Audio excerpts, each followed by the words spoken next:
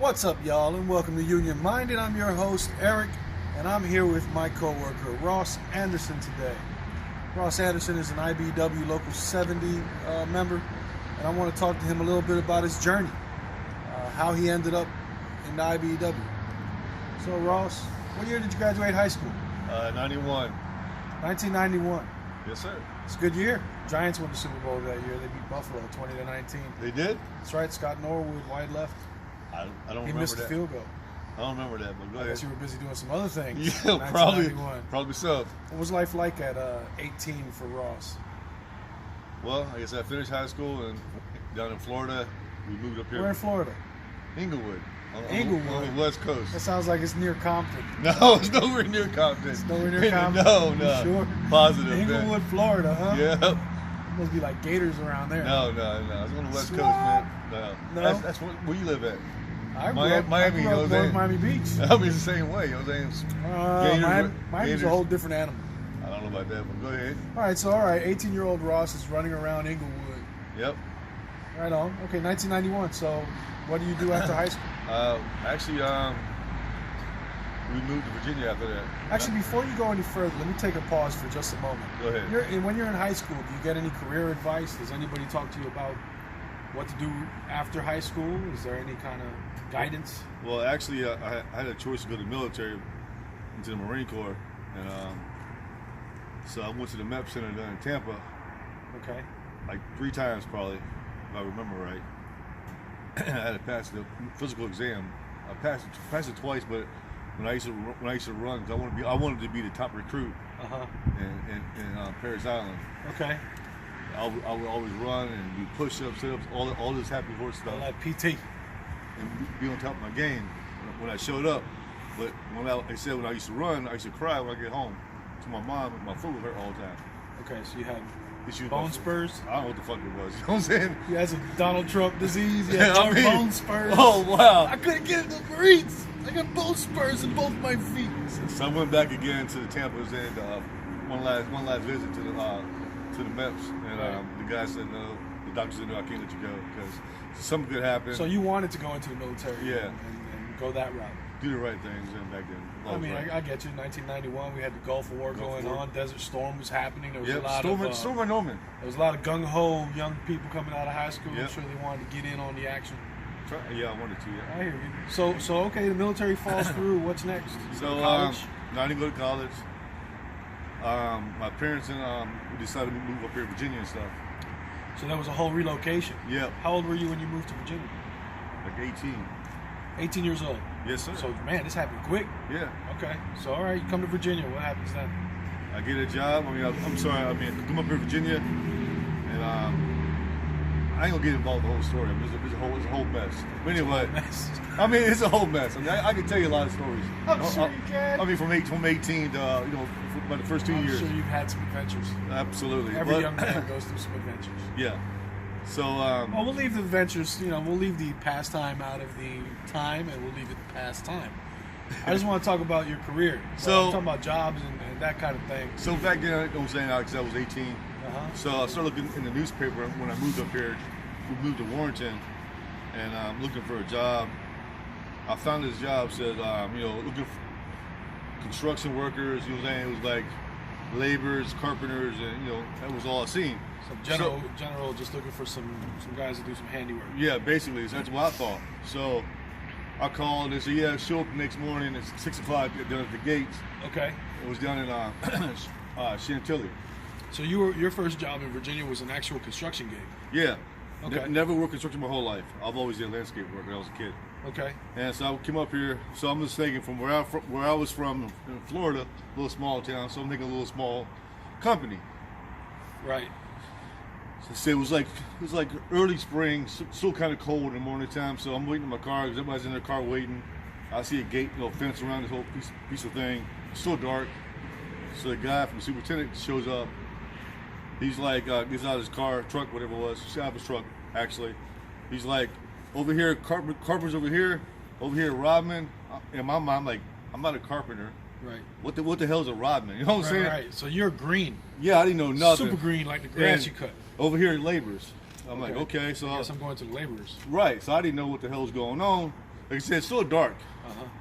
He was like, carpenters, 1, 2, 3, whatever it was. I need you guys. Robin, go home, come back tomorrow. I'm like, what the hell's going on? And laborers were like 1, 2, 3, 4, 5, whatever it was. We'll talk to the guy over here and sign you up. You can go to work. Go to work. And I'm like, okay. So I did my application. You know what I'm saying? Like there was no piss test that I recall. So there was no drug test. You had to worry about that. Nope. So I fill my application out. Then I go to work. It was actually. There was no safety briefing before the job started? I don't recall. I mean, it might have been. This isn't a congressional hearing. No, I know. I'll plead the fifth again. You're not going to jail for this. I don't recall. I mean, I plead the fifth.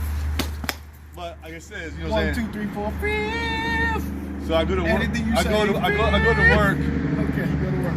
And so I'm walking down this long dirt road. So over here is a trail over here. And over there is a long dirt road. Stuff I've never seen in my whole life, like cranes. You know what I'm saying? Big equipment, pump trucks. You know what I'm saying? I'm like, what in the world am I getting into? So I went down. I talked to the foreman. You know what I'm saying? He's an older guy, nice guy, Russell, but he was a hardcore prick. You know what I'm saying? He really was. What made him a prick? He was a cutback superintendent. He was a what? A cutback superintendent. What does that mean? A cutback superintendent? He used to be a superintendent for years, but he was then. What was going slow back then, I guess in the early 90s. So they put him back to a labor foreman. Oh, so he was dropped back down from his prestigious post. Right, he really was. I mean, so did he hold a lot of resentment for that? Back I don't know if he did it up, but he was like I said, he was a jerk. He was just a prick. But he liked me. I mean, I don't know what's about me. What was it about you that he liked? I don't know. He was always on my ass, you know, doing stuff that, like I said, I was just young and dumb. You know what I'm saying? So would he haze you, like play pranks on you and stuff? Yeah, absolutely. Hey, Ross, go down to the sea-can and talk to the tool man, look for a rebar stretcher. You know what I'm saying? The rebar stretcher. I mean, like I said, this is all new to me. You know what I'm saying? Like I said, our rebar is just a few inches short. We need a stretcher. Yeah, like I said, I go down there. You know what I'm saying? It's funny because, you know, coming up in the electrical trade, we have our own little rituals of hazing. So it's funny to hear that labor is doing a different trade altogether, or also doing the same silly jokes. We call it a wire stretcher. You're calling it a rod stretcher. Yeah, right. It's funny. I mean, I could go on with this story forever. You know what I'm saying? Did you ever have to go and get the henway? I don't know what the henway was, but About 3 to 6 pounds. Yeah. But you know, I mean, like I said, I worked there for Miller and Long for like 5 or 6 years. I learned a lot. Miller and Long. And like I said, that's a infamous company. Yeah, they're big here in the DMV area. Oh, yeah, they're one of the biggest companies that build high rises. Yeah, sometimes, and then sometimes they build fast falling high rises. Oh, well, that's back in the early 70s, 70s, whatever it was. I don't know. I know they had a fast falling one. I know they did too, a few times. It was bad. It's not good. Anyway, hopefully they've gotten better. They probably have. I learned a lot from Miller and Long. I hope so. You know, I always say you can learn from anyone. Even if you learn what not to do, you can still learn from anyone. Then I got tired of that work, so I'm like, and that was a non-union outfit, right? Non-union, yep. Okay, so how many non-union gigs did you bounce around? I worked probably, basically, I had 3-4 jobs total before I came into the union. And they said I worked 3-4 jobs non-union. You know what I'm saying? Basically, after I left Miller Long, I went to basically doing traffic stuff. You know, ITS. It's still non-union. Still non-union. So how do you become aware? Like, were you unaware of that a union existed at that point? Well, I didn't know a union what union was until. You didn't learn about that in high school. They didn't teach you about the labor movement. They didn't teach you about unions at all. The growth of the middle class. You didn't learn any of that in high school in Florida. No, sir. Okay, it's not surprising. I'm just you? trying to cover my bases. Did you? No. I didn't learn a thing about unions until a union member came and said, "Hey, man, what are you doing with the rest of your life?" And I was like, "I want to be like you." I hear you. And I became a union member. Right. Started making the big bucks. Right. So it's a good thing. Of course, it's a great thing. Yeah. I encourage anyone to become a union member. So how does the union get on your radar? Like, how does that happen? Actually, was working down here in Gainesville Okay. And like I said, I worked out of town, for a company down in South Carolina. But we used to be up here in Virginia, but we moved this office down to South Carolina. So you were based out of South Carolina at that point? Yeah, at that point we was. But still doing work up here? Yes, sir. Okay.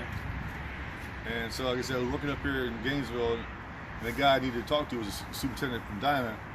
He was my contact, and material that I needed, I was always called him, whatever. How did Dinah become your contact? You were doing work. We were sub working Dinah. Oh, okay, so you got hired by Dinah to do some sub work for them. Okay, all right. And we was doing loops and stuff down there in Gainesville for new intersections and stuff. For those of you who don't know, loops is when you run the cut saw in the asphalt and lay down these loops that read traffic when they get there to make the lights change the signal. Yep, that's about right. Got that right? That's about right, E. Pick up stuff like Osmosis Jones. Osmosis Jones, That's right. What you know about that? You know, it is It's what old it is. school reference, Yeah. buddy. All right, but go ahead. So, So like I said, subbed out to Dinah. and so I called the superintendent. He gave me his business card after he showed up there, Okay. and he said, "If you want a job, just call me." I'm like, "Okay, wow." So the superintendent from Dinah kind of organized you then? I guess you would call it organized, yeah. What were you doing that was different from anyone else on your crew? Did he give that same offer to everybody on your crew, or was it just you? Just me. I mean, I'm Ross. You know what I'm saying? I mean, I am who I am. Is Ross short for boss? I don't know about that, but I mean, I'm just, I'm Ross. I was good at what I did. Uh-huh. I'm still good at what I do. So somehow or another, you outshined the folks around you and caught the eye of the superintendent, in which he said, "This guy would be a good hire. Right. I'd like to bring him on." Mm-hmm. And so, okay, so now he tells you, So, "Hey man, I want to bring you on." So what do you do then? So basically, I go home, talk to my wife.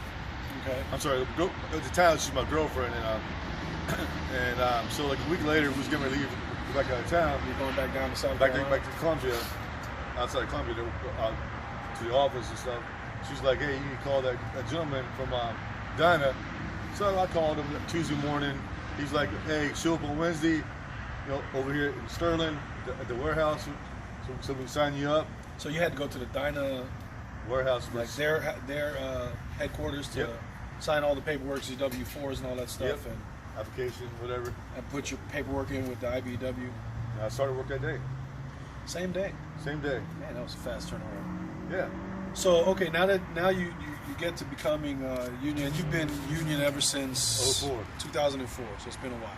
Mm-hmm. What would you say the biggest difference would be between working union and working non-union?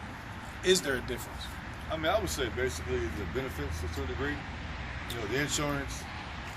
Even though when you were non-union, did you have company provided insurance? You had to pay for yourself. So you had to take a pay deduction to have insurance? I paid reduction, but I mean, I don't mean. You got to pay. You're taking money that you would earn and right. You're paying for this policy. Yeah. Do you remember how much it was back then? No, but I'll tell you, sir, I did leave the union probably I'm gonna say probably in 14 for like a year or so because I had an opportunity to go to another company which was non-union. Okay. And they were paying me a lot more money by the hour. Like I said, I was all about the money, not thinking, realizing that, I had a family, not realizing that, hey, I got to pay for insurance and, pay for this got to stuff. go to the doctor. Yeah, whatever. So I left the union for a year, and the first check I get was saying, yeah, of course I signed my name. I want full cut, whatever it was, the insurance and this, dental, all this crazy stuff. Yeah, Cadillac option. Yeah, it's really, it's what it was. Listen, I want the high end stuff. And I didn't, like I said, I didn't realize, like I said, I made a lot more money by the hour, and not realizing until my first check, I'm like, oh shit, what the hell happened? Right. Large portion of that went to the insurance. I was like, oh shit.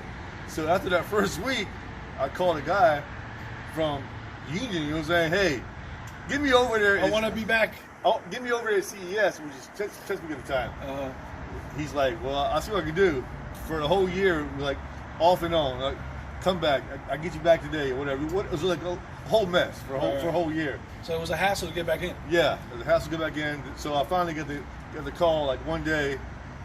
It was on a Thursday, and you need to be at the hall on Friday morning.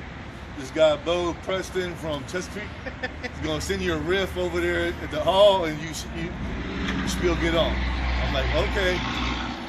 So that day, I didn't even call the job I worked at. left him hanging? I just left them hanging. Fuck them all, you know what I'm saying? This is my opportunity, you know what I'm saying? I told a couple guys. I'm not turning back. I told a couple guys I was going to quit. You know what I'm saying? They didn't believe me. But when I wasn't there on Friday, they wasn't there for the week after, and 2 weeks, even though they were calling me, I'm not coming back, motherfuckers. You know what I'm saying? This is the really real world. There ain't no coming back. I'm done. You know what I'm saying? I'm moving on with my life. I'm done. And you haven't looked back ever since. And I said, no. So would you say that the union was a good move in your experience, in your lived experience? Yeah, union's really good. It's treated me pretty well. And I mean, I've been blessed with work, even outside of union, or even with union. I've never been laid off, except for one time, only for like a half a day. Let me You know ask what I'm saying? That was non-union. Let me ask you one more thing. Do you find that there's a little bit more camaraderie in a union or versus non-union, or does that just not really no real difference for you? It's no difference for me because I'm a guy that Get along with everybody. I like everybody. I mean, I don't have no riff with nobody. I mean, Figures. you get figures, huh? Milk toast. What? Milk toast.